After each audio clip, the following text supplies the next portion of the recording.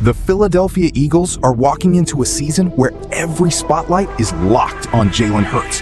8 standalone games, a brand new offense, A.J. Brown's uncertain future, and a quarterback who has to prove he can survive the pressure when the entire NFL is watching. Which team has the most standalone games? The answer is the Philadelphia Eagles. The Eagles can off-season of change, all the scrutiny, all the attention on their quarterback. They have 8 standalone games. Rams have this year. 7 primetime games. Right. So standalone can come in a lot of different forms. Yep. Primetime games, the Rams have a lot of them. 5 teams, including the Jets, have no primetime games. But it does bring us to the Eagles and all the attention that will be on that man. We've talked about the microscopic scrutiny that he sometimes faces. Well, now there are going to be 8 different occasions when there's no other team to watch while he's playing. Yeah, listen, the big thing is the A.J. Brown eventual trade, and the new offense that Jalen Hurts is going to be operating on, it's going to be totally different. It's going to be, new personnel. It's going to be operating more underneath center, more in between the numbers. And so for a guy who seems like every year has to operate under a new offensive coach, how is he going to react this year? RC, some things people will always say, don't make excuses. Some things are not excuses, they're reasons. Let me know if you have a breaking story over there. Some things are not excuses, they are reasons. 7 different offensive play callers during his NFL career. I had Troy Aikman in here earlier this week, and he was talking about it. Like, the fact that he has succeeded to the level he has under those circumstances is an extraordinary testament to how hard he works. Yes. I mean, there's so many things about that you want from your quarterback that he exemplifies to the nth degree. Yeah, and I think it's about the optics of what the game looks like sometime as to why Jalen Hurts gets so much scrutiny. But to have so many different coordinators, to be able to succeed at the quarterback position and win at the highest level, also the way that he's shown up in the world's biggest football game twice says a lot about Jalen Hurts. But he knows the level of scrutiny he's under this year. He knows how high the criticism will be, and he's focused on that. And the other thing about this new offense is if A.J. Brown does go to New England or if he is on a new team, this wide receiver core is built more like the Green Bay Packers were. He's going to have to spread the football around, understand who's open, understand his matchups, and I believe he's ready for that challenge. Jalen Hurts just got a shout out in Drake's new album, Iceman. Yes. Did you know that? Yes. He dropped 3 albums last night. Drake dropped 3 albums at midnight last night. About some NFL action, Jalen Hurts and the Eagles offense are expected to learn an entirely new playbook under new offensive coordinator Sean McMahon. The scheme will feature Shanahan McVay influences, is what people are saying. Fellas, I've never been a pro athlete. Not even really a high school football player. So I wanted to ask you guys, how hard is learning an entirely new playbook? All right, look, Prize Picks is America's #1 sports picks app, and it's the easiest way to win cash while you're watching games. Here's how it works. You pick more or less on 2 or more players, and you lock it in. That's it. No spreadsheets, no nonsense. If player picks aren't your thing, you can also pick teams now. Winner, spread, total, all in the same app. Team picks are live in 30 states, including California, Texas, my home state, and Florida. Most importantly, new users use code SPEAKEASY. $5 gets you $50 in lineups for free. Prize Picks. It's good to be right.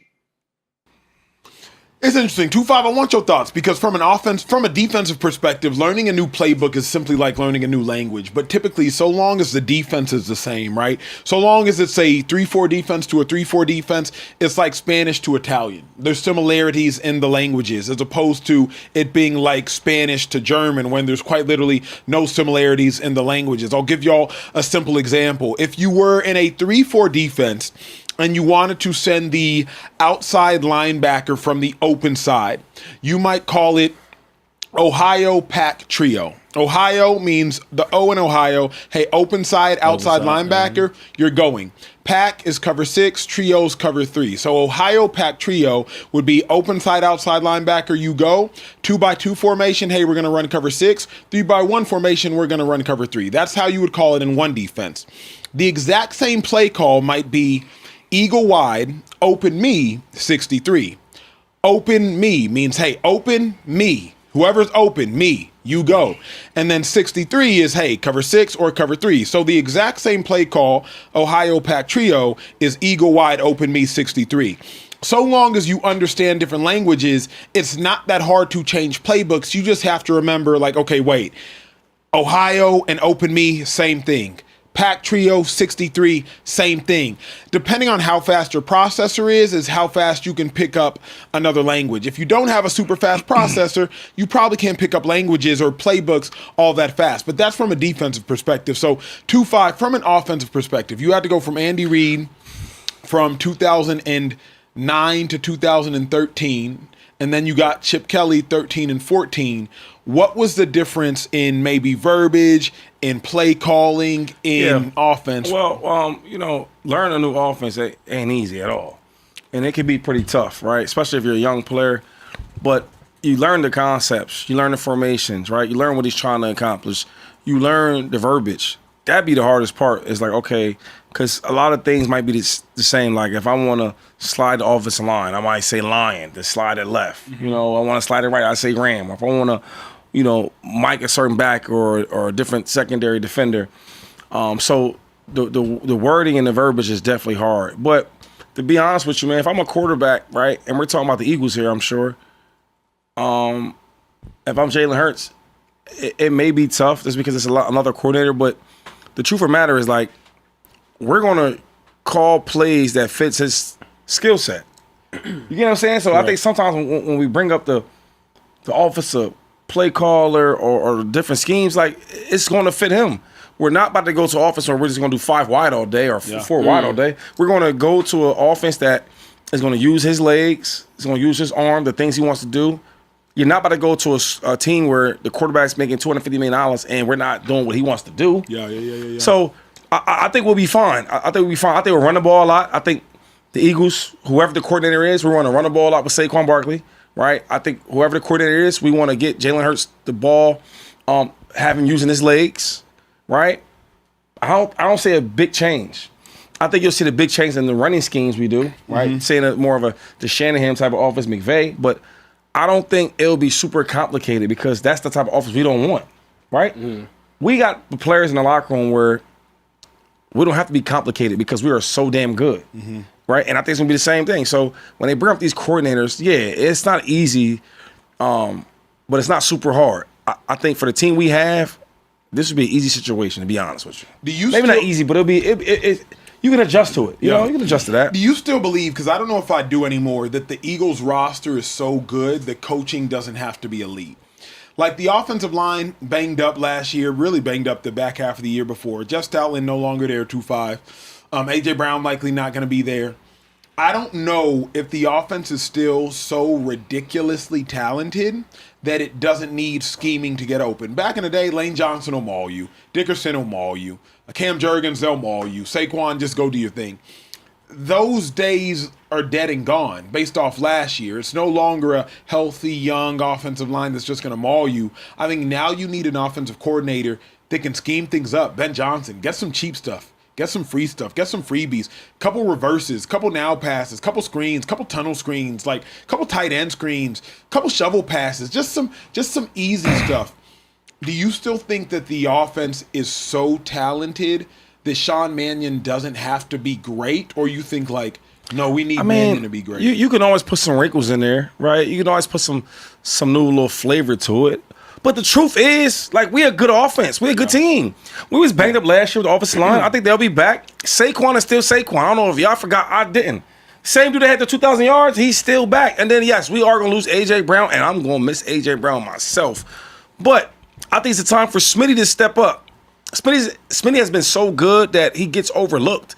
Now he's going to get about 8 to 9 targets a game. Yeah. And you're going to see how nice he really is. You see what Dallas does. Yeah. Not Dallas Cowboys. Got it. And you see how the way he plays. You get what I mean? So then offensive line, you talking about them like they not the same. When the last time you seen Jalen Hurts really getting super pressured?